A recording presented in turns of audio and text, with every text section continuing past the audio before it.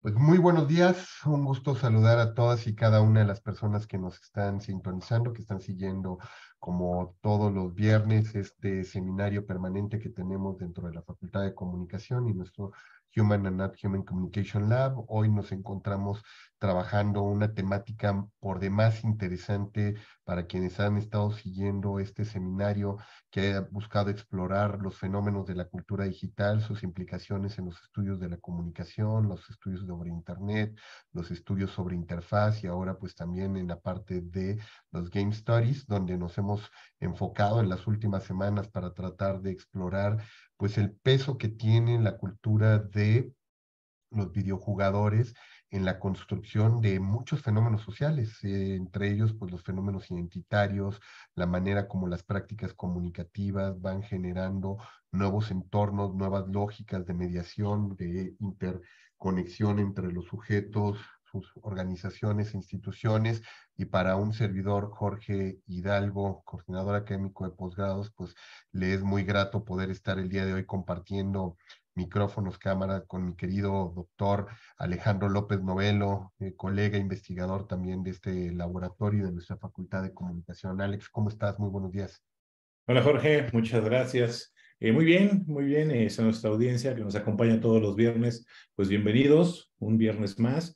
Y pues nada, hoy, como tú bien lo mencionabas, continuamos con este tema de los videojuegos, ¿no? Que ha dado mucho para la investigación, se ha abordado en diferentes espacios y en este espacio también hemos abordado, como te decía, primero cuando abrimos este semestre con la presentación del doctor Garfield y la maestra Cisneros, ¿no? Cuando hablaban de la necesidad de ya contar con una licenciatura en videojuegos, ¿no? Que ya no solamente era generar talleres o generar seminarios, sino ya pensar ahora sí en una licenciatura en videojuegos que tenga impacto, no solamente impacto tecnológico, sino también impacto social. La semana pasada teníamos a un investigador de la Universidad de Sevilla hablándonos del periodismo de videojuegos, ¿no?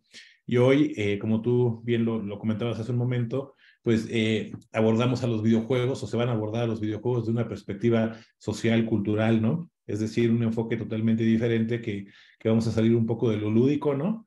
Y vamos a empezar ya a hacer una inmersión en las implicaciones sociales, culturales, ¿no? Y socioculturales que tiene la práctica de los videojuegos, ¿no? Y el consumo de videojuegos. Entonces, me parece que será una sesión muy rica, estimado Jorge.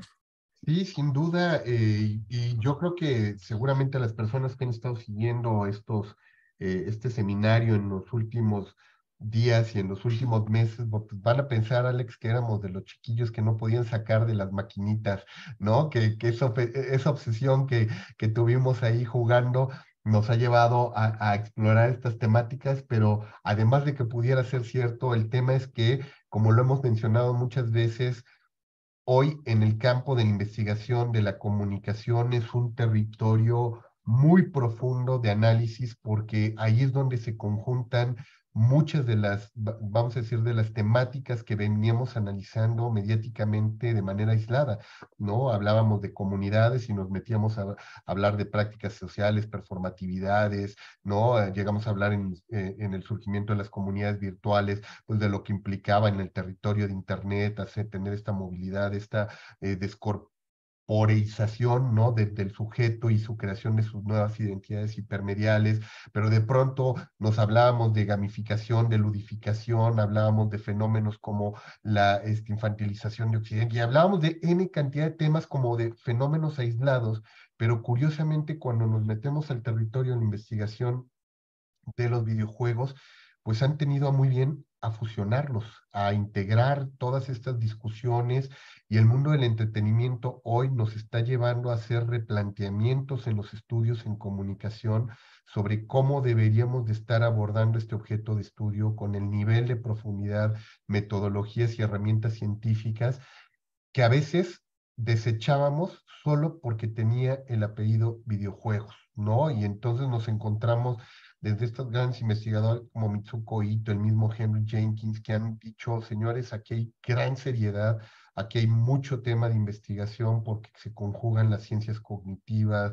las ciencias sociales, los estudios de interfaz, las dinámicas de diseño, toda la parte de estetización que hay alrededor. Es decir, N cantidad de cosas que esperemos que a través del trabajo de nuestros colegas investigadores que nos han permitido explorar esto, pues nos lleven a entender también cómo este mundo del videojuego, pues es otra también puerta de entrada para otros fenómenos de la comunicación, otras metodologías, otras herramientas y otras aproximaciones con las cuales vamos a tener que trabajar. Y hoy, pues tenemos también el lujo de tener a un joven investigador trabajando esta temática con gran nivel, gran profundidad, recién doctorado, Emanuel Galicia Martínez, a quien recibimos en este espacio. Manuel, de verdad un gusto y un honor tenerte aquí como un verdaderamente joven investigador, no en desarrollo, si ya no consolidado también, ¿no? Y pese a tu juventud, pues traes un gran aporte también para todos nosotros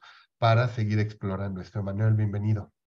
Muchas gracias, doctor Hidalgo Toledo, doctor Novelo. Les agradezco, bueno, su generosa presentación. Y pues la verdad para mí que es un gusto de verdad estar aquí en estos espacios, ¿no? Que creo que de entrada son muy necesarios para trabajar estos temas que, digamos, ya no son tan nuevos, pero siguen siendo muy innovadores y que obviamente, pues al ser un fenómeno en crecimiento, hay muchísimo que hablar con ello. Y bueno, yo les agradezco mucho el espacio. Gracias, doctor. No, agradecidos nosotros contigo y también con el doctor, precisamente, José Ángel Garces, que anda por aquí también, que como buen coach, ¿no? Además, como buen luchador social para este tema, también, pues viene aquí a acompañarnos en estas búsquedas y en estas reflexiones. Como bien sabemos, nuestros queridos colegas del UNAM, donde están trabajando directamente con José Ángel García, David Cuenca, ¿no?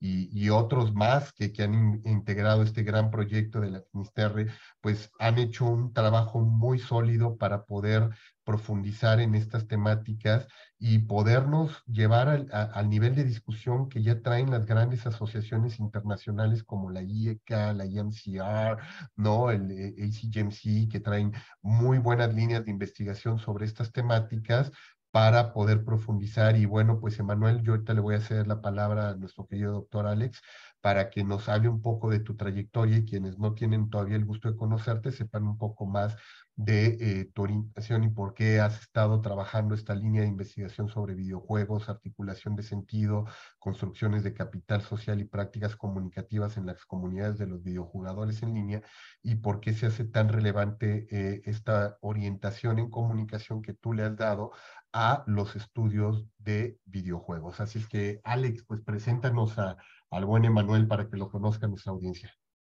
Claro que sí, estimado Jorge. Pues nada, antes de la presentación, yo tengo el gusto de conocer a Emanuel desde que se estaba formando como investigador, lo decíamos, desde sus inicios en sus estudios de maestría y después ya en los estudios de doctorado. Y pues siempre es un gusto, ¿no? Abrir las puertas de estos espacios, no solamente a investigadores consolidados, ¿no? A nivel nacional o internacional, sino también ahora abrir las puertas para, pues, nuevos investigadores, ¿no? Que empiecen a compartir el trabajo que han hecho para que empiecen a compartir su visión innovadora, ¿no? Sobre fenómenos de comunicación y objetos de estudio sumamente complejos que han sido estudiados desde otras perspectivas y que ahora pues ellos están haciendo su propio camino, ¿no? Y Emanuel es ejemplo de ello. Emanuel pues trabaja, me parece que desde la licenciatura en temas de videojuegos, ¿no? Entonces ya tiene por lo menos unos 12 años, ¿no? En el tema de los videojuegos y pues nada, siempre es grato, ¿no? Tener que en este espacio se presenten investigadores pues tan jóvenes, ¿no? Pero bueno, para quien no conoce, no tiene el gusto de conocer a Emanuel Galicia, nuestro invitado, voy a leer una breve semblanza. Emanuel Galicia Martínez es licenciado en Ciencias de la Comunicación, maestro en Comunicación y doctor en Ciencias Políticas y Sociales con mención honorífica por parte de la UNAM, ¿no? Comentábamos al principio de la transmisión, Emanuel está recién doctorado, tiene 2 semanas que se doctoró y es un gusto, ¿no? Tenerte en este espacio. Es profesor de asignatura en la Facultad de Ciencias Políticas y Sociales en la carrera de Ciencias de la Comunicación, tanto en modalidad escolarizada como a distancia. Es profesor a nivel de licenciatura en la Escuela SAE Institute para las carreras Diseño de Videojuegos, Animación y Efectos Visuales. Sus líneas de investigación son investigación de mercados en medios sociodigitales, videojuegos, comunidades de videojugadores, medios interactivos y publicidad. Ha colaborado en la redacción, coordinación y publicación de múltiples libros, artículos y papers académicos. Ha sido ponente en múltiples congresos nacionales e internacionales, es investigador del Centro de Industrias Creativas La Finisterra, miembro fundador del Centro Iberoamericano de Investigación en Industrias Creativas, investigador asociado en diversos proyectos Papit y Papini de la UNAM, sobre videojuegos, publicidad, animación, política, nuevos medios y aprendizaje acelerado, ¿no? Como ustedes ven, Manuel, a pesar de su juventud, pues es un investigador con una trayectoria ya consolidada y que, bueno, pues Manuel, nos da mucho gusto tenerte por aquí, nos da más gusto que hayas aceptado la invitación de compartir un poco de tu investigación en este espacio. Bienvenido. Muchísimas gracias, doctores. De nuevo, otra vez, muchas gracias por su generosa presentación. Y bueno, pues ustedes me indican si empiezo justamente a presentar. Sí, Me indican ustedes. adelante, Emanuel. De hecho, para quienes nos están sintonizando tanto en Zoom como en las redes sociales, les comentamos, va a hacer su exposición Emanuel y posteriormente tenemos la posibilidad de hacer interacción, así es que preparen sus preguntas, inquietudes para que las podamos socializar con él y en unos minutos más pues estaremos abriendo también los micrófonos. Así es que el micrófono y la cámara es toda tuya, Emanuel. Muchísimas gracias, doctores. Perfecto. Y bueno, pues con esta generosa presentación también que me acaban de hacer el doctor Hidalgo Toledo y el doctor López Novelo, pues comienzo justamente a introducir en este tema, ¿no? Como bien les comentaban, pues he tenido la oportunidad desde la maestría en comunicación y ahora en el doctorado que presenté justo en mi examen hace 2 semanas de grado, trabajar sobre los videojuegos. Entonces voy a exponer un poco sobre cuál fue mi última investigación, que fue mi investigación doctoral. Y como mencionaban igual también aquí los amables presentadores, pues yo trabajé el tema justamente de las comunidades, ¿no? Esta conferencia se intitula Las comunidades de videojugadores en la era digital, mediaciones prácticas comunicativas y capital social. Y bueno, pues vale la pena decir que esta presentación se deriva de mi tesis que se intituló también en su momento como El videojuego como espacio para la articulación de sentido, la construcción de capital social a partir de las prácticas comunicativas en las comunidades de videojugadores en línea. En un primer momento me parece muy pertinente dar un poco de contexto, ¿no? Sobre cómo fue el proceso yo de decidir hacer una investigación sobre comunidades de videojuegos y cómo fue que se me ocurrió, ¿no? Precisamente tuve la oportunidad de yo realizar la maestría en comunicación en la Facultad de Ciencias Políticas y Sociales y en ese momento, pues con mi asesor en aquel tiempo que era el doctor José Ángel García Frías, estábamos platicando, ¿no? Sobre el tema sobre el cual yo iba a hacer la investigación. En este sentido, bueno, pues mi trabajo de maestría fue y versó sobre la saga de videojuegos Assassin's Creed, que para quien conozca esta saga de videojuegos, bueno, pues es una saga consolidada prácticamente desde hace 15 años, ¿no? En donde ha habido pues más de 15 videojuegos y todos tienen un carácter histórico. A mí, yo creo que esto fue uno de unos videojuegos de los cuales me cambió la vida. Yo realmente jugando Assassin's Creed 2 fue el momento en donde yo dije, yo quiero dedicarme a esto, ¿no? Es un videojuego sumamente complejo, que además trata temas históricos, ideológicos muy interesantes. Y bueno, en ese momento, por ahí del 2017, yo decidí hacer mi tesis de maestría en esto. Entonces, en aquel momento lo que platiqué con mi tutor era pues realizar un análisis del videojuego y de 3 títulos del videojuego en 3 diferentes niveles. Entonces, en un primer momento lo que hice fue hacer un análisis contextual, es decir, cómo es que se produjo justamente esta saga de videojuegos. Para este primer análisis yo me metí a ver pues datos, ¿no? Estadísticos, investigar sobre el detrás de cámaras o el detrás también del hacer el videojuego y estuve viendo cómo se hace justamente este videojuego. En un segundo momento lo que hice fue hacer un análisis del videojuego en sí mismo, entonces pasé varias horas jugando y grabándome, ¿no? Y prácticamente haciendo una técnica que yo le intitulé como etnografía offline, ¿no? En donde pues lo que hacía era ver qué era lo que se trataba, quiénes eran los personajes, ¿no? Por ahí lo combiné un poco con análisis también semiótico, entonces saqué algunos elementos que parecían relevantes en el videojuego para el análisis de la ideología, que era lo que me interesaba en ese momento. Y posteriormente, yo había planteado y realicé, ¿no? Pero en un momento yo digo que yo había planteado un tercer momento de análisis, que era revisar cuál era la recepción de este videojuego en personas que ya habían jugado en los títulos de la saga. Para esto, entonces, yo planteé un nivel de entrevistas, grupos de discusión con algunos videojugadores. Realmente este tercer nivel, como me lo dijeron en ese momento, pues mis asesores de tesis, ¿no? El doctor Garfias y las demás personas que se integraron a mi jurado, me habían comentado que si yo podía acotar mi investigación solamente al primer y segundo nivel, era lo conveniente por cuestiones de tiempo, que si yo alcanzaba, si yo iba como muy adelantado y alcanzaba a hacer este tercer nivel, que era el más complejo, que era un análisis, digamos, como de, pues justo, ¿no? Como de videojugadores, un análisis de recepción, pues que lo hiciera. Realmente a mí me dio bastante tiempo, no era un tema que a mí me emocionó mucho, entonces me dio tiempo de hacer este tercer nivel de análisis. Y una cosa muy interesante es que realmente este tercer nivel de análisis fue el más fructífero y fue el más interesante de todos, ¿no? Es decir, más o menos yo sabía y mi hipótesis contemplaba en ese momento algunas cosas que yo pude encontrar en el nivel contextual, en análisis de videojuegos, cosas interesantes, pero el tercer momento fue el que rompió con todo, porque en ese momento lo que pasó es que yo para hacer las entrevistas y el grupo de discusión a videojugadores, lo que hice fue contactar a personas a través de grupos de Facebook. Estas personas, cabe decir que no se conocían entre ellos y entre ellas, simplemente eran videojugadores en diferentes partes de la ciudad, ¿no?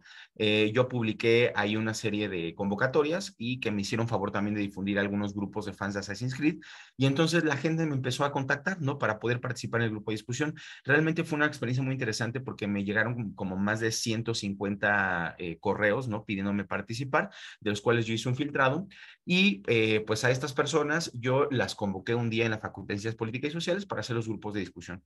Fueron 2 grupos de 12 personas aproximadamente. Y esto fue lo más interesante porque realmente a partir de ahí, las personas que no se conocían, que habían jugado a los videojuegos, se conocieron precisamente en el grupo de discusión y empezaron a crear una comunidad. Aquí, por ejemplo, podemos ver 2 imágenes en donde justamente pues, los videojugadores pues fueron vestidos, ¿no? Caracterizados con toda la temática del videojuego.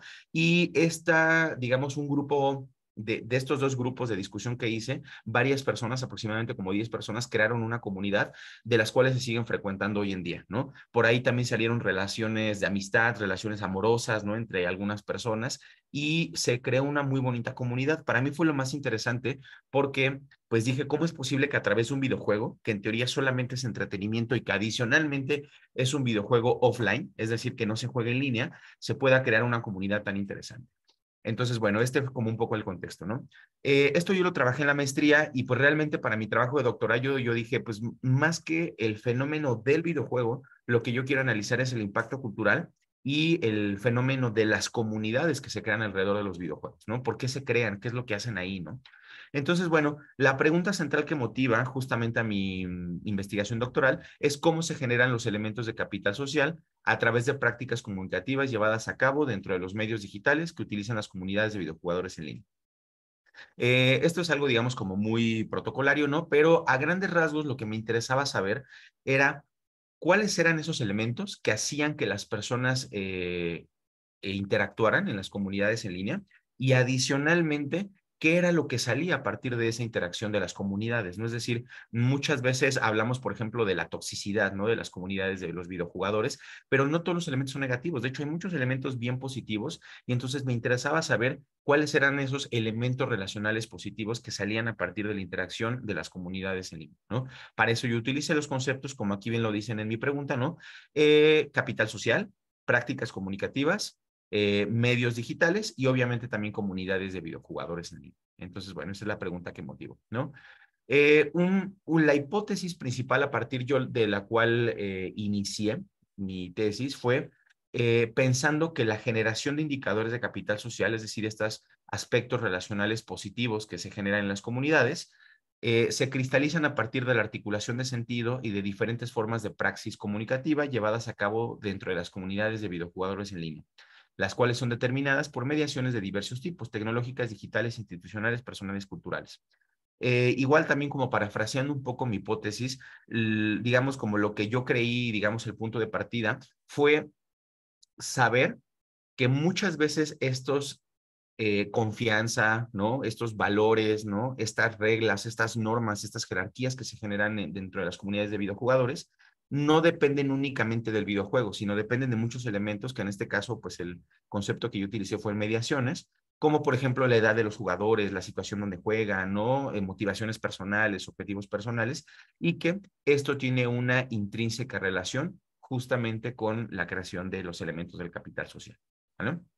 Eh, Los capítulos, básicamente la tesis que yo trabajé se estructura en 5 diferentes capítulos. En un primer momento el estado del arte, en un segundo momento el marco teórico, en un tercer momento la metodología, capítulo número 4 resultados y número 5 conclusiones, ¿vale?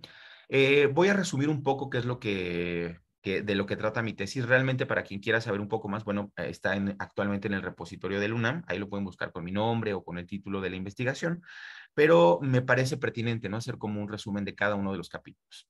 En el capítulo 1, que yo establecí un estado del arte, algo que yo hice ahí, de hecho este capítulo, por eso fue el primero y me pareció fundamental hacerlo, hice una revisión de todos aquellos aportes que se han hecho sobre los videojuegos y específicamente sobre las comunidades de los videojuegos. Por ahí, digamos, me metí, ¿no? Esto fue un trabajo muy arduo, como de unos 8 meses, a revisar artículos en diferentes repositorios, ¿no? En diferentes asociaciones. Por ejemplo, la International Communication Association, en su división de los Game Studies, the International Journal of Computer Game Research, de los Game Studies, a la misma DIGRA, a diferentes, aquí como pueden ver en pantalla, pues son diferentes asociaciones, son diferentes repositorios en donde se ha trabajado desde hace muchos años el tema de los videojuegos. Algo que yo me di cuenta y que me parece muy relevante destacar es que identificar a los principales directores de las asociaciones, pero sobre todo las diferentes perspectivas y ángulos de abordaje y líneas de estudio más importantes alrededor del fenómeno de los videojuegos. Algo de lo que yo me di cuenta en este sentido es que la mayor parte de los videojuegos, digamos, son abordados desde perspectivas muy marcadas. Por ejemplo, la perspectiva cultural, ¿no? O la perspectiva psicológica, desde la psicología, por ejemplo, ¿no? Sobre todo dentro de la psicología abordan mucho la cuestión de la violencia, ¿no? Si un videojuego te genera violencia o no. Desde la perspectiva, por ejemplo, del diseño, ¿no? Hay ciertos también estudios en donde hablan del diseño y las personas que lo hacen son diseñadores, diseñadoras, ¿no? Y en este sentido, me di cuenta que hay una oportunidad para incorporar una perspectiva tecnocultural. Es decir, actualmente no existen tantos investigaciones en donde conjunten y vean el proceso cultural que implican los videojuegos, conjuntándolo con los aspectos tecnológicos de las mismas plataformas, ¿no? Es decir, por un lado se trabajaba la tecnología, por otro lado la cultura, pero la conjunción de los dos, ¿no? Entonces en eso empecé, digamos, como a generar la idea de mi tesis. La mayor parte de los videojuegos más cercanos, ¿no? O más bien de investigaciones de videojuegos más cercanas que yo había visto, abordaban la cultura, pero no tomaban en cuenta los espacios sociodigitales, es decir, esas mediaciones y la influencia de las prácticas comunicativas dentro, ¿no? Entonces yo delimité mi objeto de estudio a las prácticas comunicativas, que es un proceso cultural, con respecto también a todas estas características tecnológicas de los videojuegos, ¿no? Entonces vi que había una oportunidad para trabajar el concepto de prácticas comunicativas y delimité también, digamos, no solamente mi objeto de estudio al videojuego y a la comunidad, sino también a algunos espacios sociodigitales que pueden ser utilizados por las comunidades como Discord, como Facebook, que es, pues, lugares, ¿no? Espacios sociodigitales en donde las personas se comunican, ¿no? Y también había una oportunidad para generar un modelo teórico para la definición y abordaje del objeto de estudio, ¿vale? Esto fue mi capítulo número 1, ¿no? Dentro de mi capítulo número 2 de la tesis, algo que yo empecé a abordar y que me parece también como uno de los mayores retos, ¿no? Que yo presenté dentro de mi tesis, fue la elaboración de mi marco teórico, mi modelo teórico, ¿no? Básicamente, mi capítulo 2 se estructura de esta manera, es decir, cada uno de los subapartados son conceptos que yo trabajé clave, ¿no? Los conceptos principales dentro de mi tesis. Los voy, digamos, como definiendo, los voy trabajando cada uno de ellos para posteriormente al final realizar o más bien proponer un modelo propio, ¿no? Un modelo teórico propio. Entonces, empiezo desde el concepto de prácticas comunicativas, ¿no? Posteriormente voy hacia la cultura desde una perspectiva simbólica, trabajo el concepto de comunicación en sí mismo, lo que son las mediaciones. Después, cabe mencionar que aquí dentro del concepto de mediaciones, algo que yo hago es una distinción entre lo que son las mediaciones y las hipermediaciones, ¿no? Justamente, de hecho, a mí me da mucho gusto estar presentando en este espacio porque, bueno, uno de los autores que yo retomé para poder definir y trabajar el concepto de hipermedios, pues justamente fue el doctor Hidalgo Toledo, ¿no? Que fue fundamental para mi tesis. Posteriormente, en el 2.5, trabajo el videojuego como hipermedio y espacio para la construcción de sentido.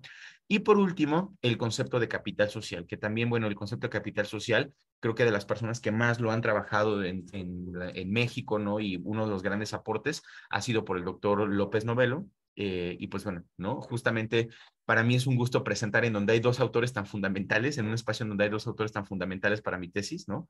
Que me sirvieron para hacer justamente esta investigación. A grandes rasgos, el modelo que yo propongo es un modelo teórico que se puede visualizar en este como diagrama, ¿no? En esta imagen.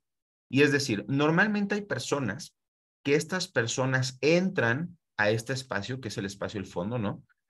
A estas mediaciones videotecnológicas, a estos espacios de mediaciones videotecnológicas, es decir, el videojuego, plataformas digitales como Discord, como Facebook, como WhatsApp, y estas personas entran con ciertas mediaciones cognitivas, culturales y situacionales previas. Es decir, entran con cultura, ¿no? Con parámetros culturales, entran con objetivos, entran con motivaciones, con ciertos valores, con intereses, con hobbies particulares, ¿no? Y dentro de estos espacios, lo que hacen es entablar prácticas comunicativas, que estas prácticas pueden ser verbales, no verbales, escritas e imágenes. Y a partir de estas prácticas comunicativas, en conjunto, las personas pueden entender la realidad, generar identidad, se motivan a generar acciones, justifican acciones y aseguran significados. Y esto los lleva a desarrollar en ciertas ocasiones indicadores de capital social, como las son relaciones sociales, confianza, reciprocidad, valores, intereses en común, etc. Y lo más interesante de este modelo es que, digamos, no solamente el proceso cultural termina cuando generan estos indicadores de capital social, sino que posteriormente estos elementos de capital social desarrollados llegan a ser también y llegan a incorporarse como mediaciones cognitivas, culturales y situacionales posteriores para posteriores interacciones, ¿no? En general. Entonces, estamos hablando básicamente de un círculo cultural que justamente es mediado y es hipermediado por diferentes espacios con características interactivas, bla, bla, bla, ¿no? Esto es, digamos, como mi modelo teórico. En mi capítulo número 3, lo que hago es desarrollar un marco metodológico y dentro del marco metodológico, bueno, pues lo que hago en un primer momento es definir la perspectiva que voy a utilizar y los apuntes de orden epistémico para generar mi investigación.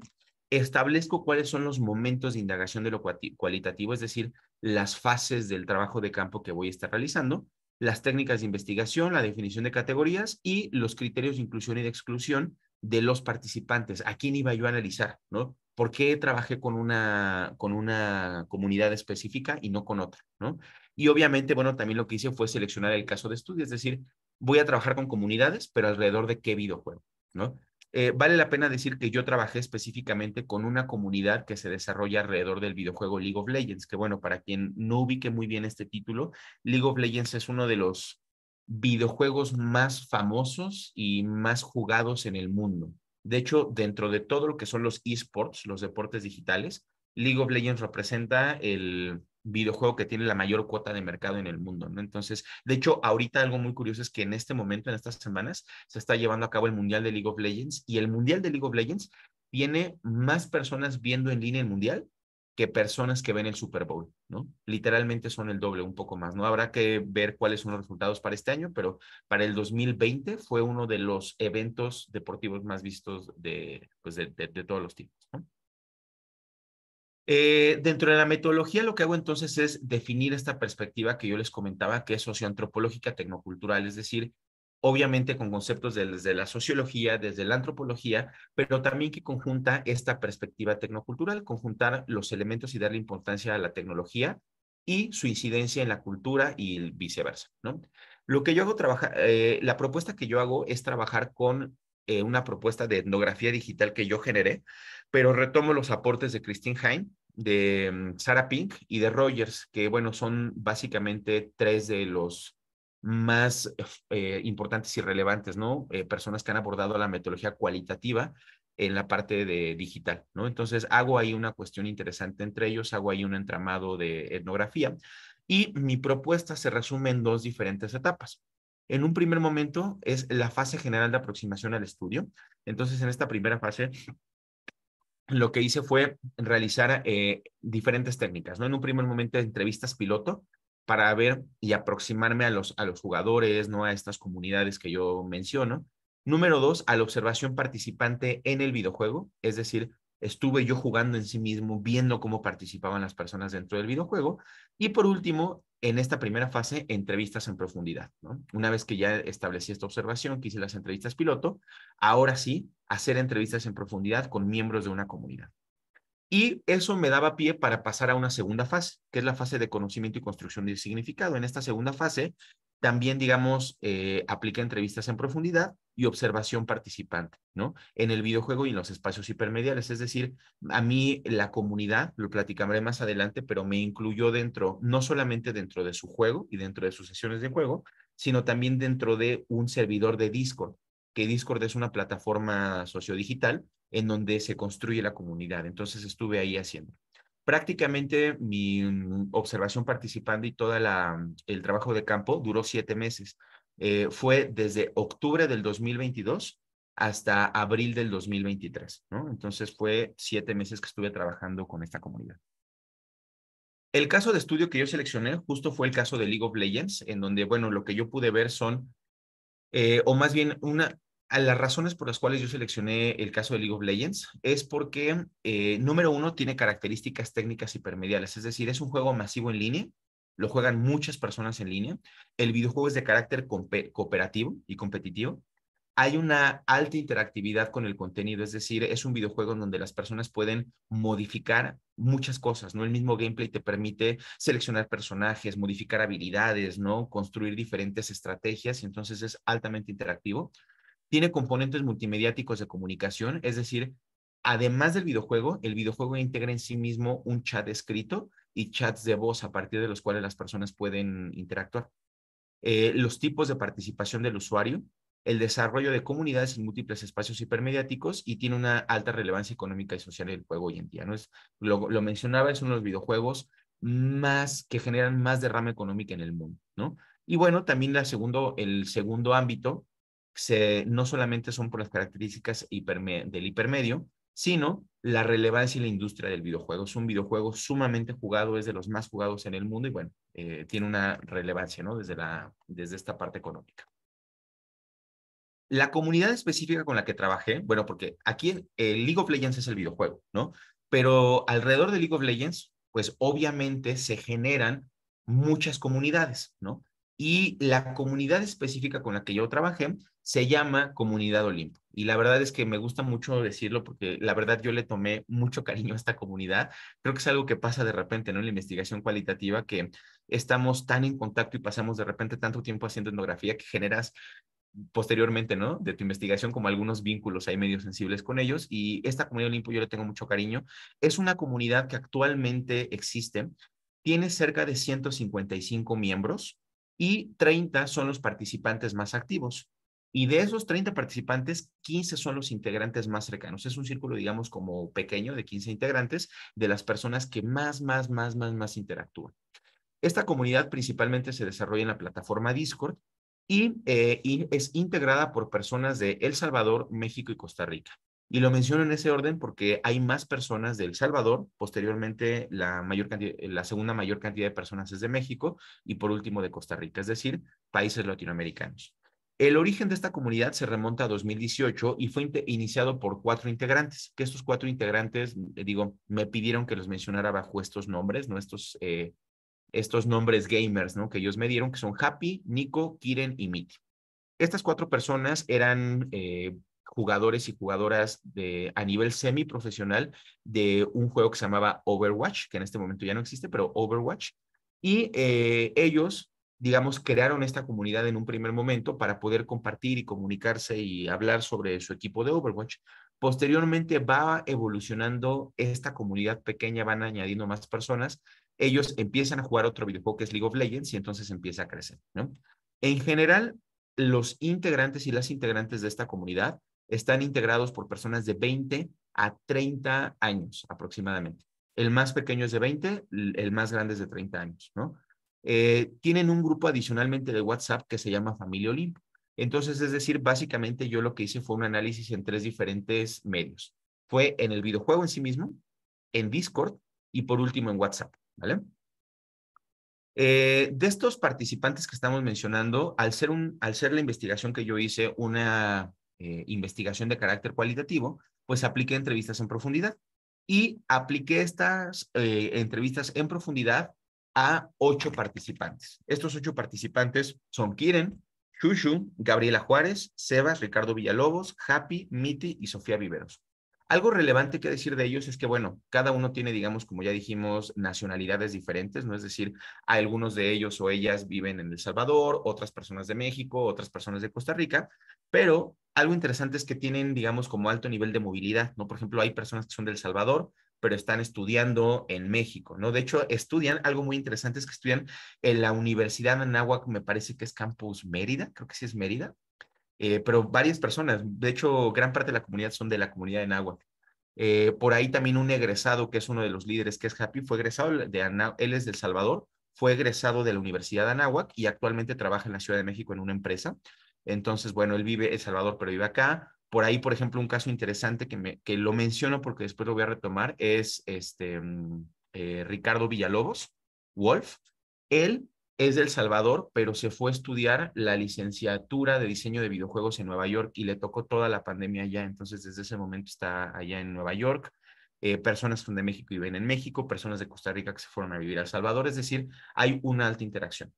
Sin embargo, lo más interesante es que aunque hay, digamos, una gran movilidad, realmente son pocas las personas que se conocen físicamente.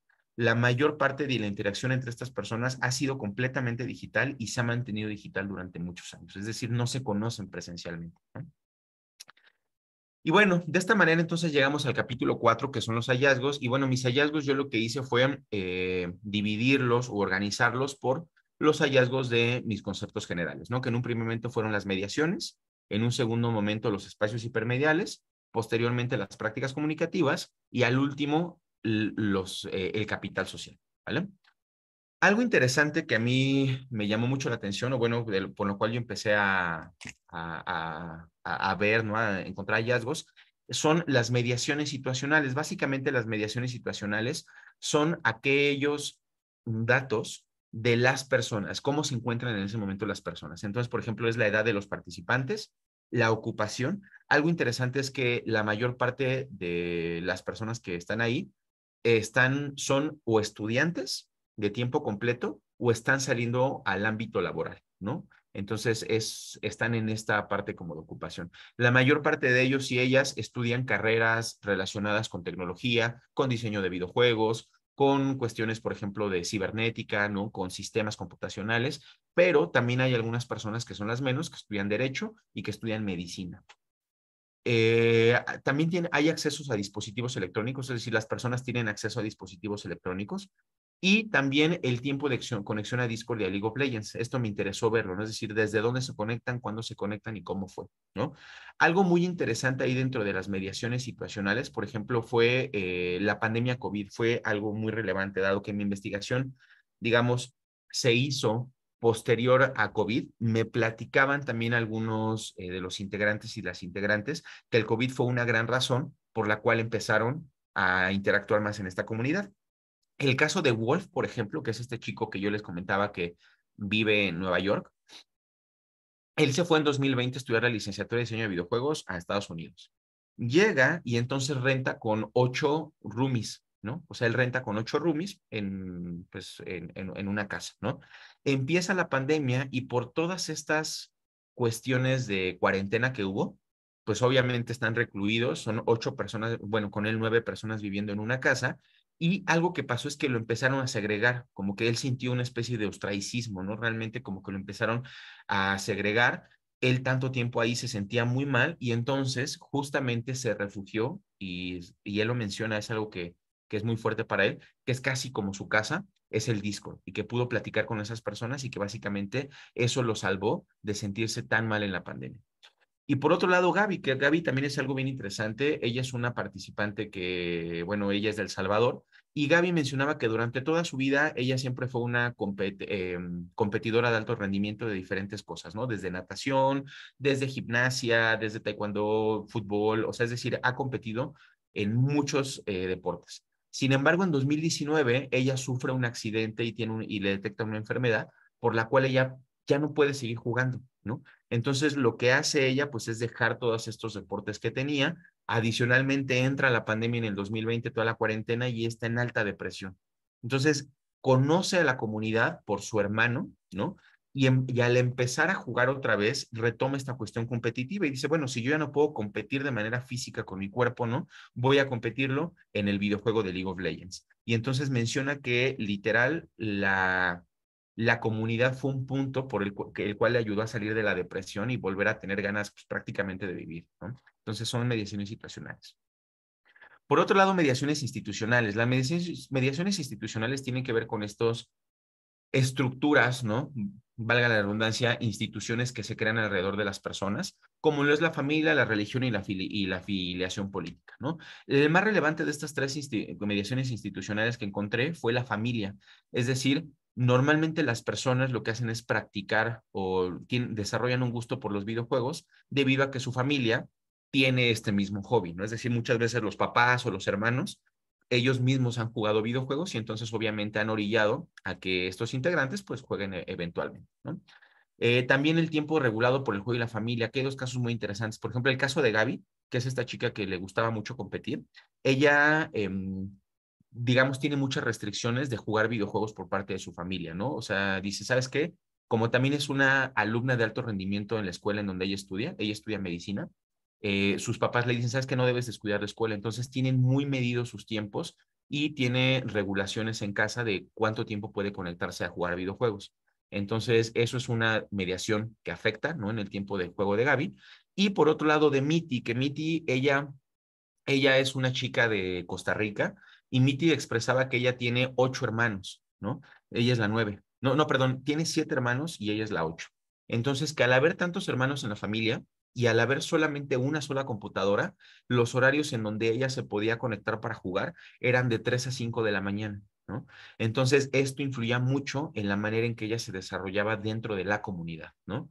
Actualmente, bueno, ya contaré qué pasa con ella, pero ella se muda, ¿no? Ahora, actualmente ella es de Costa Rica, pero se muda a El Salvador, y en El Salvador, bueno, es otra historia, ¿vale? Dentro de las mediaciones culturales que encontré, es que, pues, una de las más relevantes es la diferencia de entramados simbólicos y pues, prácticamente de cultura simbólica de los diferentes países, ¿no? Es decir, los integrantes han tenido movilidad geográfica debido a sus estudios universitarios y tienen ciertas cuestiones culturales similares, por ejemplo, las temporalidades, ¿no? Es decir, la Navidad, el Año Nuevo, el Día de Muertos, lo festejan en conjunto porque pues, es algo que tienen en común como latinoamericanos, ¿no? Sin embargo, hay algunas diferencias en el lenguaje y en algunos códigos y sobre todo en el acento al hablar, ¿no? Entonces, por ejemplo, es muy común que de repente las personas que son de México tengan o aprendan, digamos, como algunas palabras y utilicen algunas palabras dentro de su lenguaje cotidiano de personas de Costa Rica, ¿no? O de El Salvador, ¿no? Algo ahí, por ejemplo, que dicen dos integrantes, uno es Kiren y el otro es Shushu, mencionan justamente que Kiren habla prácticamente ya con puras palabras de El Salvador, aunque él es mexicano, ¿no? Porque pasa más tiempo justamente en esta comunidad que con las personas de aquí, amigos o amigas de México. Mediaciones cognitivas, yo me di cuenta que las mediaciones cognitivas es el tipo, el elemento más relevante de todos, porque las mediaciones cognitivas se refieren a sus hobbies, a sus intereses, a sus puntos de común.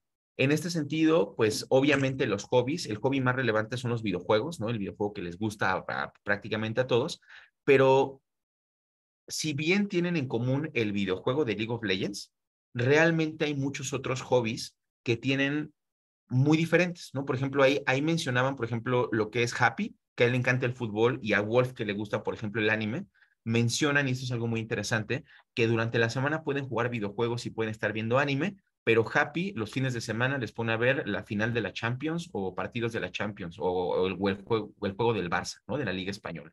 Entonces, pese a que tienen algunos puntos de encuentro, lo que hacen es compartir esas cosas de las cuales tienen divergencia, ¿no? Hay divergencia también en objetivos profesionales y personales, tienen mucha diferencia en cuanto a valores también. Algunas personas, por ejemplo, están en la comunidad debido a que quieren hacerse jugadores profesionales de League of Legends, de este videojuego, y dedicarse a ello. Hay otros que son jugadores profesionales de League of Legends que ya no quieren dedicarse a eso y quieren hacer su vida completamente diferente. Hay otras personas que están solamente porque es un lugar en donde pueden platicar con personas. Es decir, realmente la comunidad es un espacio para compartir, socializar intereses, pero vale la pena decir que cada quien tiene, digamos, objetivos, valores diferentes. Y bueno, llegamos entonces al análisis de los espacios hipermediales, ¿no? Aquí yo hago el análisis de 3 diferentes espacios, que el primero es el videojuego de League of Legends, ¿no? Aquí podemos ver que hay un chat escrito, tiene canal de voz, el videojuego, hay gestos y señalizaciones, las acciones dentro del videojuego también son una forma, digamos, como de comunicación. Aquí también se puede en el videojuego agregar contactos para establecer comunicación y se pueden establecer quejas y denuncias de los jugadores. Esto es relevante decir porque, pues como lo podemos ver, es un videojuego que te permite diferentes formatos y canales de comunicación. Entonces, en ese sentido, pues lo que pasa es que las personas pueden hablar, ¿no? De diferentes maneras y pueden interactuar y es un canal que fomenta esta comunicación. Posteriormente también analizo, digamos, la comunicación dentro de WhatsApp. WhatsApp realmente yo creo que fue el medio menos relevante, ¿no? Es decir, como ustedes lo saben, es un chat escrito, puede haber mensajes de voz, se pueden mandar medios audiovisuales como videos, ¿no? Como memes, ya se pueden realizar llamadas y videollamadas, y este específicamente fue el canal menos relevante, es el que menos utiliza la comunidad. De hecho, hay 15 personas que pertenecen o sea, de las 155 personas de Discord que son de la comunidad, realmente solamente como 15 pertenecen al grupo de WhatsApp cerrado. Entonces, esto es poco relevante, a lo mucho hay una interacción o menos interacciones a la semana, entonces no es muy relevante. Pero llegamos al análisis de Discord, que este fue el espacio hipermedial más interesante de todos, ¿no? Es decir, Discord, para quien no conoce, de hecho es un poco difícil explicar lo que es Discord, pero Discord es un software, es una plataforma, es un espacio en donde la gente se puede comunicar. Y una de las ventajas de Discord y facilidades y características es que se pueden crear servidores. Un servidor es un espacio digital que tú puedes programar con diferentes tipos de formatos de comunicación. Entonces tú creas tu tu propio servidor y aquí tú puedes meter canales de voz, chats de texto, canales de anuncios, canales de archivos, y entonces vas integrando diferentes tipos de formatos de comunicación y tú le das forma a este medio, a este espacio hipermedial, ¿no? También una de las ventajas es que Discord se puede integrar con diferentes plataformas, es decir, tú puedes vincular el Spotify y estar escuchando música con Discord y puedes vincular también League of Legends con Discord y entonces puedes superponer e integrar e hibridar justamente estos softwares. Esa es una de las ventajas de Discord. Y otra que también es muy relevante, y aquí me gustaría puntualizar mucho porque esto fue uno de los grandes hallazgos que yo encontré, es la creación de bots. Los bots son programas que puedes utilizar dentro de un servidor para que hagan tareas específicas, ¿no? Para que hagan tareas específicas dentro de ahí, ¿vale? Si nosotros podemos ver el Discord básicamente es esto, ¿no? Tal vez en un primer momento, para quien no conoce Discord, se le hace como apantallante y muy complejo de a lo mejor como de revisar, pero esto es el Discord, es decir, esto es la página, este es el servidor de la comunidad. A la izquierda podemos ver que están los diferentes canales. Hay algunos que son canales de voz, otros son chats de texto, otros son, por ejemplo, lugares donde se comparten imágenes y tienen muchísimos canales. Si se fijan, ahí dice bienvenida, streams, niveles, música. Cada canal tiene una finalidad específica y, bueno, tiene una relevancia particular. Estaba hablando entonces de los bots. Los bots son programas dentro de Discord que te permiten, digamos, como hacer tareas particulares. En el caso de la comunidad Olimpo utilizan muchos bots, pero el que más me llamó la atención fue un bot, que este bot lo que hace es rankear a las personas. Y rankea a las personas a partir de las horas de conversación que tienen en el chat de voz. Es decir, algo que vamos a ver más adelante es que las personas, es decir, que están dentro de Discord en esta comunidad, han desarrollado una jerarquía. Al llamarse Olimpo, digamos, la jerarquía tiene que ver un poco como con esta cuestión griega, ¿no? Entonces, están las personas que son los mortales, que son los que menos interactúan, son de, digamos, tal vez el 80% de las personas que están ahí. Después de los mortales, si tú interactúas un poco más y entonces platicas y compartes cosas y, digamos, estableces prácticas comunicativas y etcétera, llegas al nivel de semidios, ¿no? Que son las personas que más o menos interactúan. Después de semidios sigue la categoría de Dios, que son las personas que interactúan muchísimo, que están compartiendo mucho. Y después de Dios está la categoría de dioses con nombre, que básicamente es una categoría muy elevada en donde están las personas, estas 15 personas de las que les comento, ¿no? Del grupo más cerrado, en donde son las personas que todo el tiempo, casi todo el tiempo están ahí hablando en Discord. Y bueno, el bot que yo les comentaba lo que hace es contabilizar las horas de conversación de las personas en los chats de bots y a partir de ahí justamente va jerarquizando.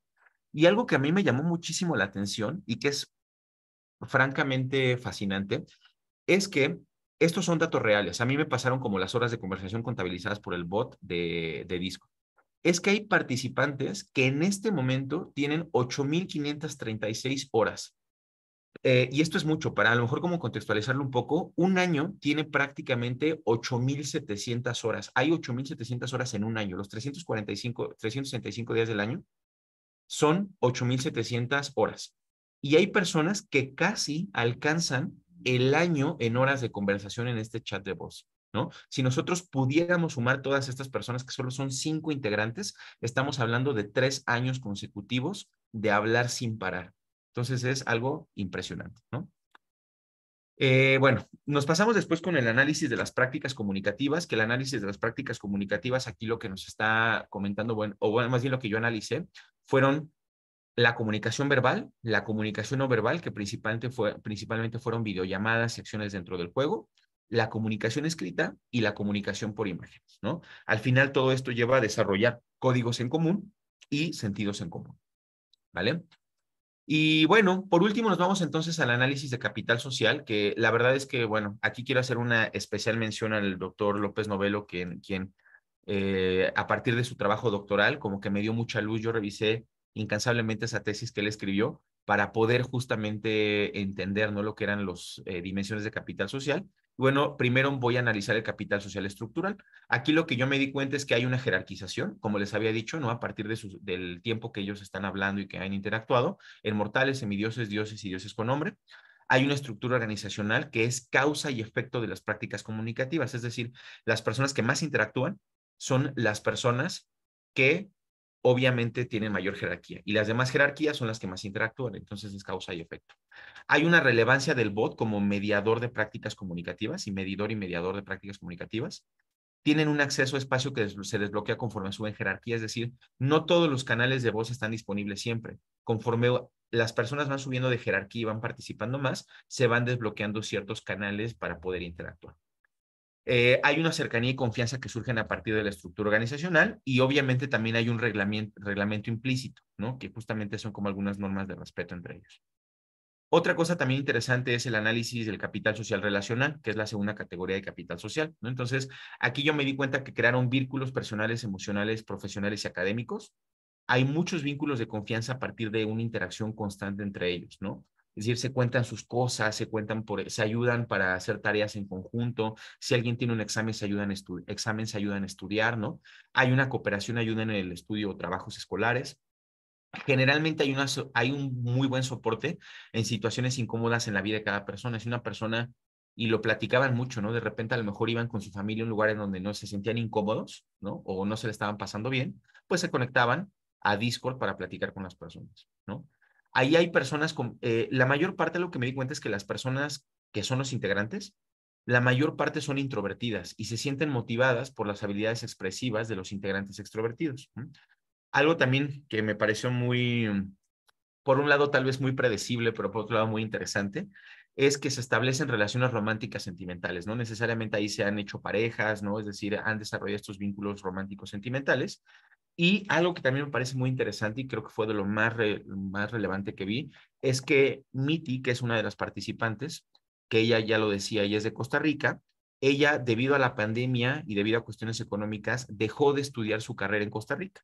Sin embargo, con interacción con un participante, este participante la motivó a regresar a estudiar la carrera, pero no la misma que estaba estudiando, sino más bien la motivó incluso a viajar a El Salvador para estudiar una carrera en El Salvador, y quien la recibió justamente ahí, quien le renta la casa, es la familia de este otro integrante, ¿no? Y obviamente, digamos, hay un apoyo muy fuerte, casi como a nivel familiar, entre, pues, estos integrantes, ¿no? O sea, pasa Navidad, ¿no? Pasa las festividades en El Salvador, que es un país extranjero para ella, con sus amigos justamente de Discord.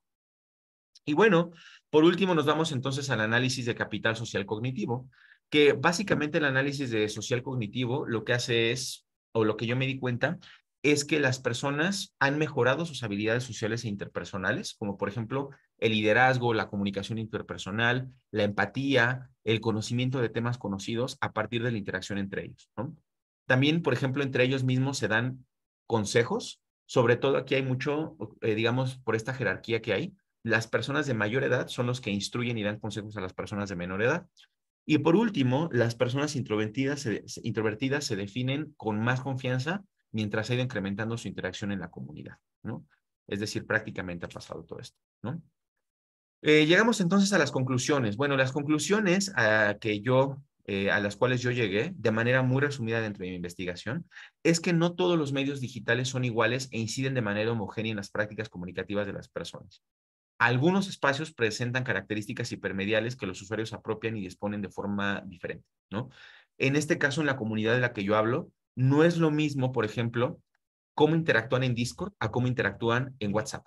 Es completamente diferente. Y esto se debe muchas veces a las características de estos espacios hipermediales, ¿no?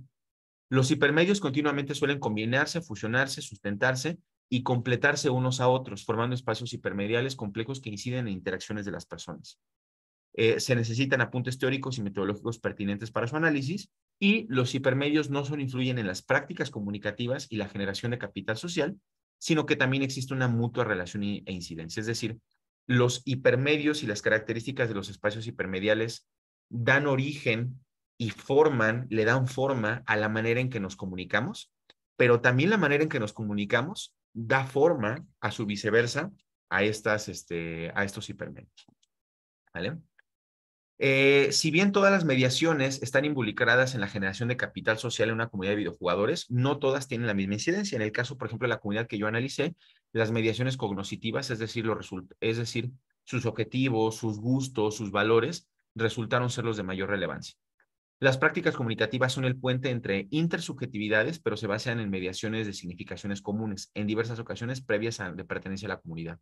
Es decir, las personas entran con ciertos gustos y ciertos entendidos y a partir de ello empiezan a desarrollar un entramado simbólico cultural propio, ¿no?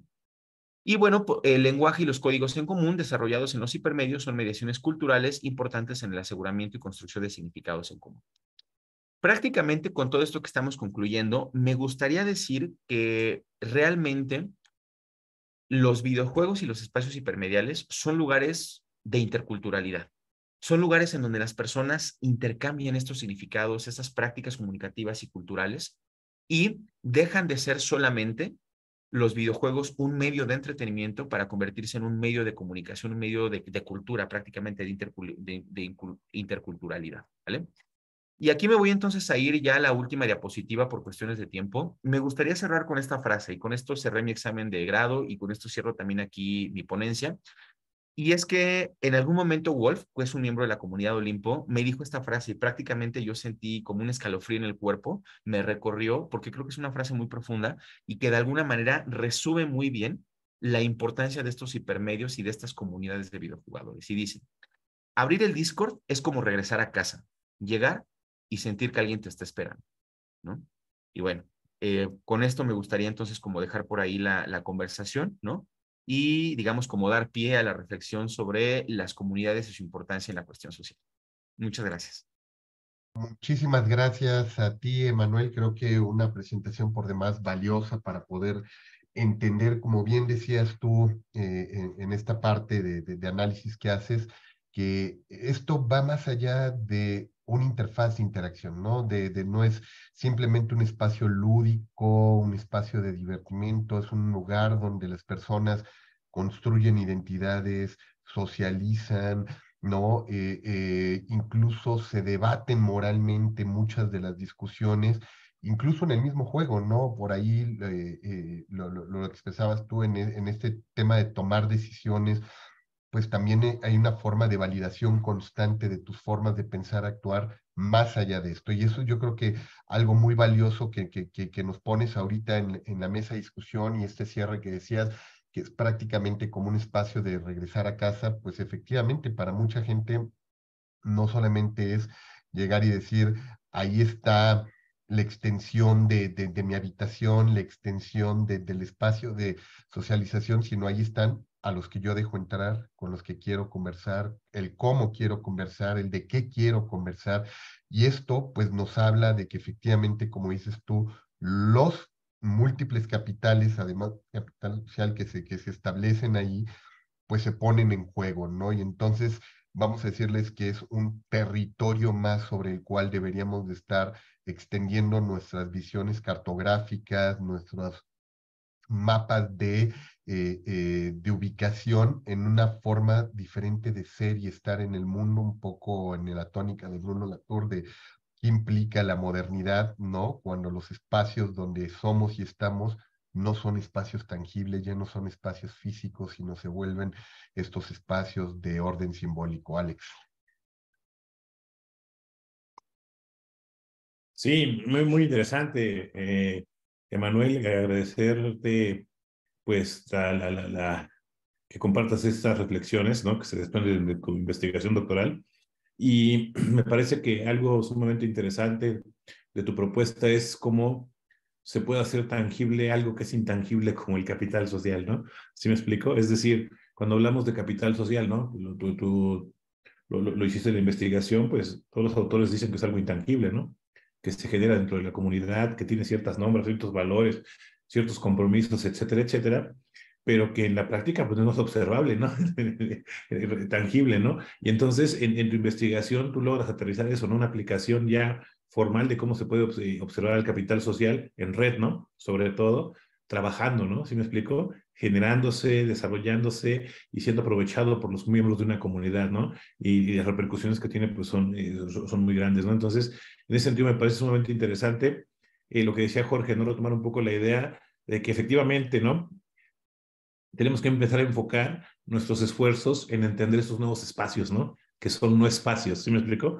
Son espacios no físicos, pero que son espacios finalmente en los que está ocurriendo todo, ¿no? En este caso son las comunidades de videojugadores, a los que les interesan las redes sociales son las redes sociales como esos espacios no físicos, a los que nos interesa el estudio de Internet es el propio Internet, ¿no? En el que están pasando las cosas, en el que está ocurriendo todo y en el que a pesar de que nosotros lo queramos aceptar o no, pues tiene repercusiones en la vida offline, ¿no? Lo que pasa en el mundo digital. Entonces, sumamente interesante la propuesta y pues nada, ¿no? O sea, yo creo que nos dejas ahí muchos momentos para la reflexión, ¿no? Y sobre todo para empezar a dimensionar a los videojuegos como un objeto de estudio, como lo hemos dicho tantas veces, ¿no? En los espacios, lo decíamos el lunes pasado, en la DIGRA, ¿no? En el Congreso, es un objeto de estudio sumamente complejo, con unas dimensiones amplísimas que tienen que ser abordadas, ¿no? Y entonces aquí es cuando ese esfuerzo que hemos platicado muchas veces, que iniciaba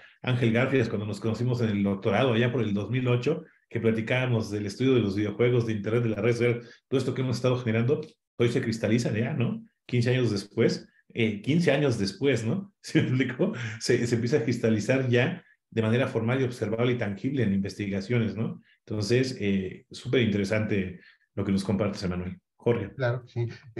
Emanuel, algunas preguntas antes de iniciar aquí el conversatorio. Ya nos están llegando por ahí algunas preguntas, pero yo quisiera empezar este diálogo contigo, primero explorando la complejidad metodológica y la Claro. imaginación metodológica, ¿no? Cómo entra en juego ante un fenómeno tan complejo, ¿no? Y digo porque pues generalmente quienes estamos acostumbrados a trabajar la investigación en comunicación, pues traemos herramientas, enfoques, metodologías casi ya descritas desde el planteamiento teórico y la mirada que estás abordando, ¿no? Ya dicen, voy a trabajar audiencias, pues inmediatamente te dice tu director, trabaja recepción y vas a trabajar y ya te da hasta casi los instrumentos por donde. Pero cuando se enfrentan ustedes a fenómenos como esto, ¿cómo opera la imaginación metodológica? ¿Qué desafíos te presenta?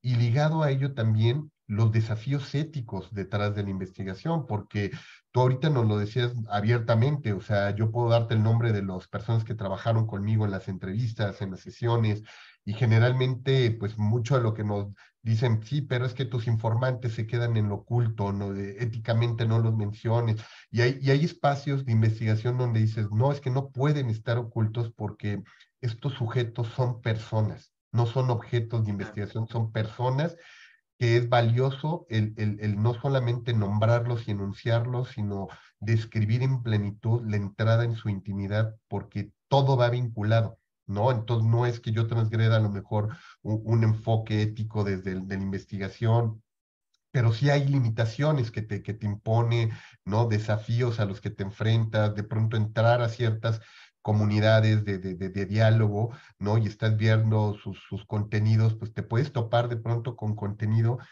que no sabías que estaba mediando en los procesos de, valga la redundancia, de mediación tecnológica, ¿no? Como pueden ser perspectivas o sesgos de género, sesgos en términos de prácticas machistas o de visiones de mundo, y que de pronto tú como investigador, cuando estás teniendo, vamos a decirle, el mapa completo en las discusiones, en los foros, las entrevistas, pues tú puedes conectarlas. A lo mejor ellos no las logran conectar, pero tú como investigador, ¿qué nos platicarías de esta parte, de lo metodológico y sus limitaciones éticas? Claro que sí, doctor. Bueno, pues me parece muy interesante, ¿no? Esta pregunta que realizan y sumamente pertinente. Voy a empezar como hablando un poquito, ¿no? Realmente creo que la idea de esta metodología, yo mencionaba, ¿no? También que mi tesis es de carácter socioantropológico tecnocultural, ¿no? Conjunta la parte cultural por la parte tecnológica, y creo que también no fue como de la noche a la mañana o de la nada, surgió realmente. Yo le agradezco mucho al doctor Cuenca, que fue, digamos, mi tutor principal, ¿no? El doctor David Cuenca Orozco, que él me dirigió la tesis, y creo que la manera con él de trabajar yo me encantó porque, por un lado, me dio, digamos, como la libertad suficiente para explorar, ¿no? De hecho, me indicó, digamos, me marcó como un camino metodológico, digamos, como puntual, pero me dio mucha libertad para explorar, y algo que él me recomendó y que por eso nos tardamos tanto tiempo, prácticamente fueron los 2 primeros semestres de mi doctorado, fue hacer el estado del arte. Yo creo que aquí realmente creo que pude fundamentar la metodología como la pude hacer, debido justamente a que realicé una investigación bastante amplia y profunda, creo yo, ¿no? En las diferentes perspectivas que había y que no, ¿no? Y entonces ahí yo detecté justo que había, digamos, un campo que no se había trabajado del todo y que además requería conceptos, trabajar conceptos y trabajar metodologías, ¿no? Y técnicas, y crear justamente una variantes de técnicas y metodologías para poder hacerlo, ¿no? Entonces, eso es lo que hice.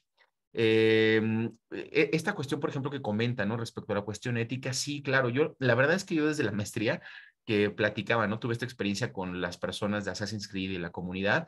Me encantó, creo que la parte a mí de las personas, de conocer, ¿no? De acercarse, la parte cualitativa se me hace sumamente valiosa, ¿no? Con esto no estoy diciendo que lo cuantitativo digamos, no tenga relevancia, al contrario. Yo creo que en algún momento me gustaría también hacer estudios cuantitativos, digamos, para complementar esta cuestión. Sin embargo, en este momento creo que me fui mucho por la parte cualitativa, y me parecía, como usted menciona, muy importante hablar de las personas. Entonces, yo hablé en mis sesiones, en mis entrevistas, yo empezaba también, bueno, no empezando, ¿no? Pero en algún momento lo comentaba, que obviamente pues, su protección de datos estaba súper protegida, ¿no? Como ellos quisieran, y la manera en que yo mencioné a estas personas, pues es a través, y ellos me lo pidieron, de su game tag, ¿no? Que es este nombre con el que se identifican. Hay algunos, como 2 o 3, que sí me dijeron, ¿no? Por ejemplo, Gaby Aguilar, ¿no? Y me dice, no, yo sí, Gaby Aguilar, ponme como Gaby. Ah, bueno, excelente, ¿no? Pero digamos, todo fue como muy consensuado, no hubo ahí también como documentos de por medio, y me parece muy relevante, ¿no? Hacer estos apuntes metodológicos que usted comenta, ¿no? Excelente. Voy a tomar aquí también tantito, que creo que hay una pregunta también que hice muy interesante. ¿Ya se puede consultar el trabajo completo en algún repositorio? Sí, la verdad que sí, en este momento, ya desde hace un par de semanas, como un mes más o menos, ya está ahí en Tesis UNAM, lo pueden buscar, ¿no? Con el título, Capital Social, o con mi nombre, y ahí con todo gusto, y su retroalimentación sería sumamente válida. Y bueno, adelante, sí, doctor Novelo. Sí, bueno, antes de comentar o de preguntar lo que quiero plantear, tenemos una pregunta aquí en el chat de Salvador Aguirre, que nos dice, bueno, se puede consultar, y también nos pregunta cómo es la participación de las mujeres en este juego. Eso creo que también es muy relevante. Yo cuando empecé a hablar, por ejemplo, o digamos, empecé a acercarme a League of Legends, yo realmente tenía tal vez como esta idea de que iba a ser principalmente comunidades integradas por hombres, ¿no? Sin embargo, la comunidad Olimpo, que es el caso que yo revisé, no sé si en otras comunidades, ¿no? Es digamos, yo creo que hay algunas comunidades más masculinas, otras más femeninas, etcétera, pero la comunidad que yo trabajo es una comunidad híbrida y realmente de los 8 participantes, ¿no? 4 son mujeres, entonces la mitad, y digamos, eso no fue una selección, digamos, de género que yo hice, ¿no? Dentro de mis categorías de inclusión y exclusión, sino más bien fue, digamos, como yo seleccioné a las y los participantes que más interactuaban y entonces en ese sentido, pues se presentaron de esa manera. Entonces creo yo que específicamente en el caso puntual que yo comento, es indiferente la cuestión de género, salvo la cuestión que es una mediación más, ¿no? Es decir, una mediación más, pero no es, digamos, o no tiene una incidencia directa con la cuestión de capital social directamente. Posiblemente a lo mejor con relaciones de, ¿cómo se llama?, amorosas, etcétera, que en algunos casos lo es, pero digamos, no hay, yo no encontré una variante como de los hombres así o las mujeres así, ¿no? Y creo que es algo, francamente, que a mí me parece muy interesante porque, pues, en una comunidad donde existe esta equidad es muy interesante. Y, Emanuel, una pregunta aprovechando esto. Eh, Fuera de esta comunidad y en otros espacios, ¿crees que las mediaciones tienen que ver con las narrativas específicamente de los videojuegos a los cuales se acercan? Y especifico más mi pregunta. O sea, tú dices, aquí había paridad, ¿no? En términos de una discusión más natural, en términos de híbrido. Había muchos que la sienten como un espacio de comunidad, de diálogo, de Claro. interacción, hermandad, fraternidades, pero el videojuego y su temática marca la mediación que van a tener posterior en tu investigación y logras identificar eso. Es decir, no sé, estoy pensando en Autotif, ¿no? O sea, el que yo pueda estar vinculado con una narrativa que transgrede los temas morales, éticos, me lleva a tener otro tipo de mediación con los sujetos con los que me vinculo, el que yo de pronto esté en un juego de shooting y descargue de pronto ciertas, vamos a decir, furias y corajes que puedo traer, aunque pareciera lúdico, me lleva a tener otra mediación con los sujetos que están. No sé si esto pudiera tener que ver con la narrativa, con el formato, con la lógica que tiene la interfaz, o qué puede ser lo que mueva la mediación social y los capitales que se mueven si están vinculados a estos ejes. Claro, y híjole, qué pregunta tan interesante, doctor Toledo. Me gustó mucho justo, ¿no? Porque creo que tal vez esta pregunta se dirige a una parte que yo de alguna manera como que pude ver dentro de mi tesis. Tal vez no profundicé en ella, ¿no? Por cuestiones de tiempo y etcétera. Pero sí, claro. Por ejemplo, dentro de mi entrevista, yo en algún momento tratando de explorar un poco esta arista, ¿no?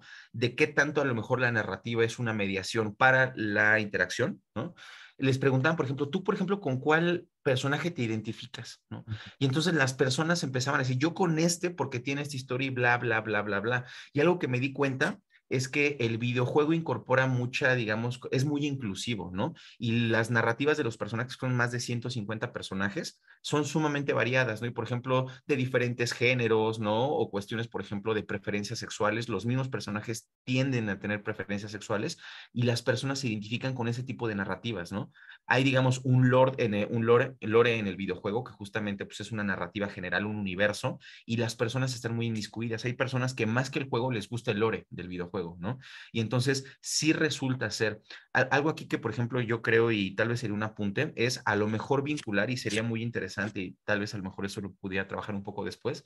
Si bien yo no hago estudios de género, en este momento no estoy dedicado a estudios de género, sería muy interesante ver y vincular esta parte de las mediaciones con la cuestión, por ejemplo, de género o con cuestiones, digamos, de comportamientos en videojuegos. No sé si me doy a entender más o menos. Sí, claro, ¿no? Y por eso te lo preguntaba, porque yo que trabajo en tema de identidades digitales, Claro, pues una de las cosas que me llamó mucho la atención, sobre todo ahorita que lo decías, ¿por qué no solamente en un videojuego, sino incluso en la construcción de un avatar, hoy decidí claro, ser hombre lobo, mañana decido ser un nórdico alto, rubio, de 2 metros, y pasado mañana quiero cambiar de género, ¿no? O sea, ¿qué está claro, pasando? Si eso de alguna manera es una forma también de validar mis construcciones identitarias en el claro, espacio físico, y es como un territorio de prueba, ¿no? Como una especie de laboratorio donde yo llego y si hoy decido ser mujer y veo que me validan, pues a lo mejor esas dudas identitarias que puede tener el sujeto, dice, oye, mira, pues vi cómo reaccionaron qué dijeron de mí, cómo se expresaron, no hubo cuestionamientos, pues mañana a lo mejor esto lo traspolo al ámbito físico y veré si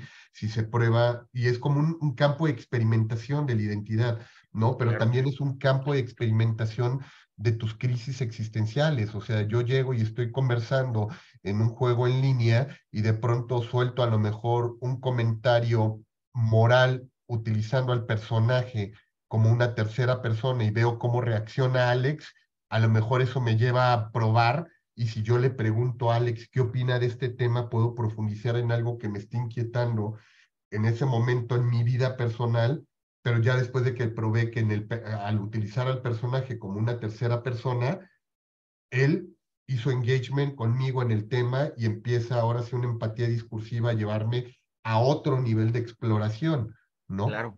Sí, ahí me gustaría agregar justo, doctor, claro, hay algo también muy interesante, es que en este videojuego se juega por equipos, el videojuego, ¿no? Entonces son 5 posiciones y cada posición tiene un rol fundamental, le llaman roles, ¿no?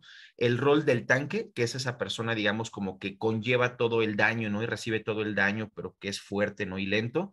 Después el mid, ¿no? Que el mid básicamente es esa persona que es rápida, ¿no? Que ataca rápido, pero que tiene poca resistencia. El soporte, que es aquella persona que está ayudando a los demás. El jungla, que se turna. Entonces, algo que me di cuenta y que eso sí exploré un poquito más y lo mencioné en la tesis, si bien no entré en profundidad con la cuestión de identidades, es que las personas al jugar también eligen el rol con el cual se identifican en sus vidas, ¿no? Por ejemplo, unas personas dicen que a mí me encanta proteger y yo por eso soy soporte y me identifico con un personaje que cura, por ejemplo, ¿no?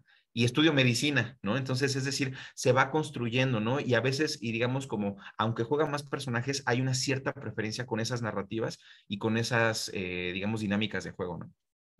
Y que es un poco, como bien decías, ¿no? En el tema de los juegos de rol, pues el cómo vas con las tarjetas Sí, atribuyendo poderes, pues tú aquí vas traspolando tus poderes y tus claro. acciones a través del personaje, ¿no? Muy bien, interesante. Alex, Sí, de hecho, ahorita pensaba, ¿no? Escuchando las reflexiones, me parece que en esta presentación de Manuel y en esto que estamos platicando, adquiere mucho sentido esas lecturas fundamentales, ¿no? Que estaban en el 2006, 2007, tanto de Patricia Wallace como de Sherry Turkey, ¿no? Patricia Wallace con su libro La psicología de Internet, ¿no? Cuando decía que nosotros experimentamos, ¿no? Los entornos digitales de una forma específica, ¿no? Y que demanda ciertas habilidades, ciertos comportamientos, ¿no? Ciertas lógicas, y por otro lado la vida en la pantalla, ¿no? De Turkey, que decía que nosotros, pues bien que mal, también vamos traspolando, ¿no? Lo que hacemos en la cotidianidad cuando estamos frente a una pantalla, ¿no? Entonces, sumamente interesante. Pero yo te quería preguntar, sobre todo, ¿cuál fue el mayor reto con respecto a la implementación del capital social en tu investigación? Porque pues ya sabes, ¿no? Que cada que hablamos de capital social y como una posible o un posible método, ¿no? De análisis para fenómenos como el que tú estás trabajando, como el que trabajaste, pues la gente siempre tiene sus dudas, ¿no? Porque dice la teoría del capital social es muy interesante, la teoría del capital social digital es muy interesante, la teoría del capital social en red es muy interesante, pero siempre nos dicen, pero ¿dónde lo vemos reflejado, no? Es decir, en lo tangible. Entonces, a partir de la exposición que nos hace tan interesante, pues preguntarte eso, ¿no? ¿Cuál fue el mayor reto, ¿no? Para Claro. lograr la implementación de esa teoría que es tan importante, tan interesante y que nos puede hacer muchas cosas, ¿no? Con lo estructural, lo relacional y lo cognitivo, sobre todo. Claro, doctor. Sí, sí, muy interesante. Bueno, de entrada creo que, y justo lo vuelvo a mencionar, ¿no? Creo que uno de las, claro, el capital social durante muchos años, ¿no? Como que se ha concebido como un concepto muy fluctuante, ¿no? Etcétera. Yo creo que usted hace en su tesis, ¿no? Doctoral y lo que ha desarrollado un gran aporte ahí para poder conceptualizarlo mejor, dividirlo y categorizarlo. Entonces yo realmente lo retomo a usted. Y tal vez uno de los mayores retos es trabajar la perspectiva cualitativa. Creo que yo específicamente había revisado, por ejemplo, algunos aportes de capital social y por ahí en la DIGRA había como 2 artículos y lo trabajan principalmente desde la perspectiva cuantitativa, ¿no? Y lo relacionan con identidad y con ciertas cosas, ¿no? En mi caso, es decir, a lo mejor encontrar algunos como observables cualitativos y no es porque no existieran, sino es decir, muchas veces el capital social está tan relacionado, por ejemplo, con prácticas comunicativas, ¿no? Y en qué momento, por ejemplo, deja de ser una práctica comunicativa y ya es un capital social y en qué momento justamente yo creo que es esa cuestión, ¿no? Como en, creo que esta categoría que usted propone es la categorización en 3 diferentes niveles, es digamos, como muy práctica, porque puedo ir decir, esto va para esto va para esto va para el otro, ¿no? Y a la vez también ver cómo, digamos, se relacionan con las mediaciones y con, las prácticas comunicativas. Yo creo que fue el dividirlo, pero a la vez también relacionarlo y mencionar cómo, digamos, existe una dinámica continua con mis otros conceptos. Creo que ese fue el mayor reto, ¿no? Como pues, prácticamente ver cómo funcionaba toda esa maquinaria en sí, ¿no? Porque son elementos separados, pero a la vez en conjunto y cómo interactúan. Creo que eso fue lo más complejo, mapear todo eso. Muchas gracias, Manuel. Jorge. Y en estos capitales de vinculación que se establecen también en los videojuegos, no sé si lograste tú medir cómo terminan afectando la interacción offline, ¿no? Aunque hoy ya es un continuum para el sujeto, pero el hecho de que yo empiezo a encontrar, vamos a decirles, que en una comunidad virtual me aceptan, me quieren, me valoran de una manera diferente a como se hace en el espacio físico, ¿no? Análogo.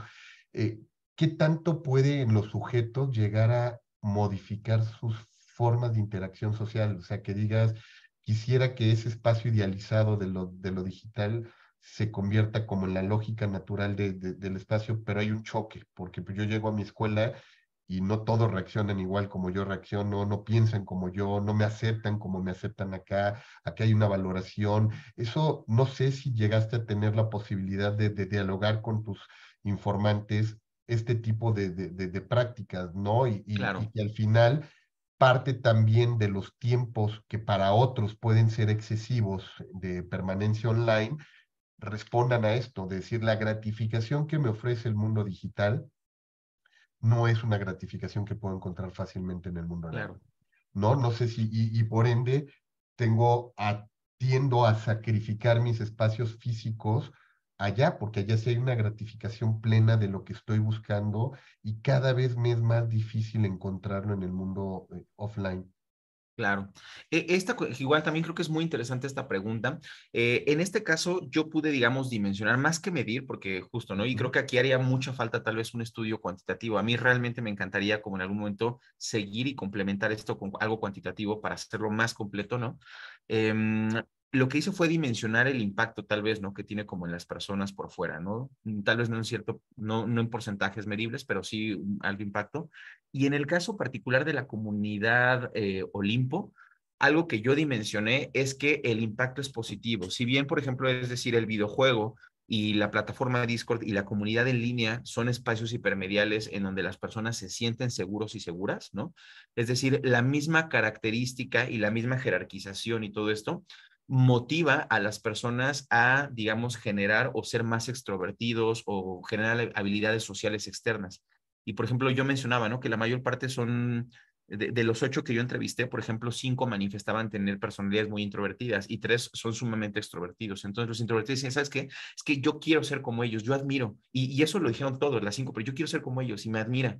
Entonces luego ellos me dicen cómo, por ejemplo, yo estoy, y esto lo platicó, por ejemplo, una chica, dice, yo estoy en mis clases, luego no sé, mi primer día de clases me platicó, y entonces no sabía cómo interactuar. Entonces le digo, oigan, estoy aquí, ¿qué puedo hacer? No, pues háblale a tal persona o hace esto o hace el otro. Entonces, digamos, dentro de lo que yo dimensioné dentro de mi investigación, más bien, digamos, los impactos fueron positivos y, digamos, orillan más a la socialización fuera de la pantalla, no nada más. No dudo, y con esto no estoy diciendo que siempre pasa así y generalizando, sino en el caso particular que a mí me tocó ver, por las características de mediaciones, etcétera, que yo vi, es un impacto, digamos, sobre todo positivo, pero no dudo también que en algunos casos llegue a ser también, digamos, completamente lo contrario, ¿no? O sea, digamos, una coraza a lo mejor en donde las personas dedican cada vez más tiempo, ¿no?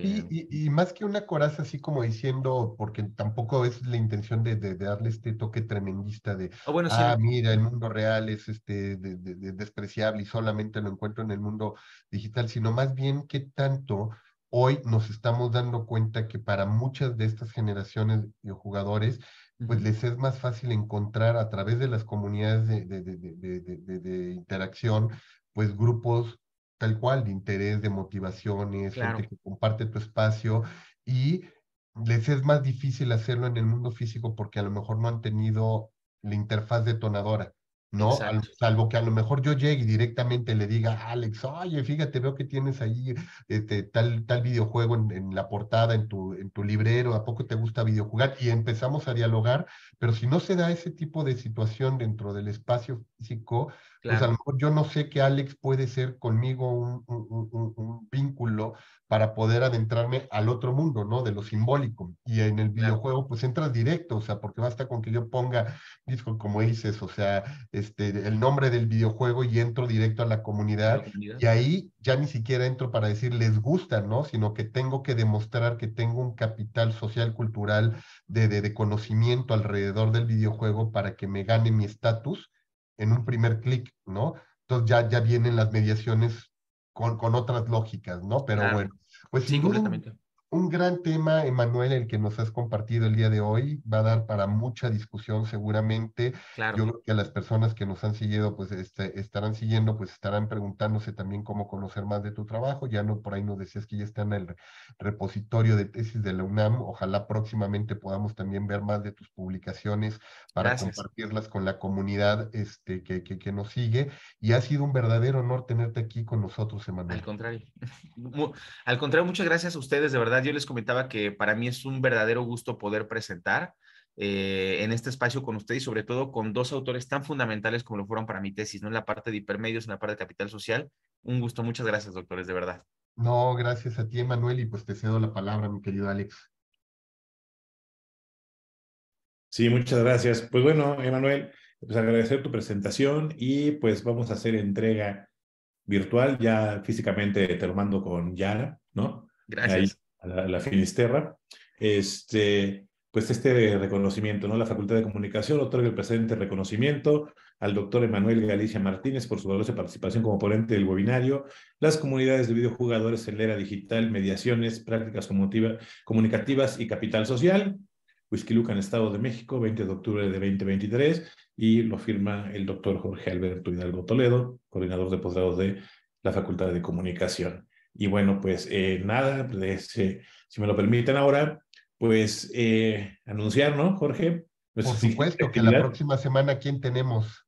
La próxima semana tenemos a un invitado internacional también, tenemos al doctor Jesús Segarra Saavedra de la Universidad de Alicante, España, quien nos va a hablar sobre la introducción a la comunicación científica, un tema sumamente interesante para toda la comunidad de investigadores, ¿no? Y los que nos dedicamos a esto, cómo publicar en una revista científica a través del caso de la revista Mediterránea en comunicación, ¿no? Entonces, me parece que también será un tema sumamente importante y atractivo para toda la gente que publica, ¿no? Que investiga y quiere publicar. Entonces, Jesús nos compartirá sus experiencias y de cómo hacer comunicación científica, ¿no? Y cómo publicar. Entonces, los esperamos, misma hora, mismas plataformas, mismo espacio. Querido Jorge. Y mismos conductores por aquí, dice Alex también. Muchísimas gracias, Emanuel. Gracias, Alex. Saludamos también a las personas que nos acompañaron por ahí. Agradecemos muchísimo la participación e interacción de Salvador, de Francisco Salinas, que anda también por acá. Y pues les deseamos lo mejor, que tengan un excelente fin de semana. Nos escuchamos próxima semana y aquí estaremos en estas plataformas. Hasta pronto. Gracias, hasta pronto.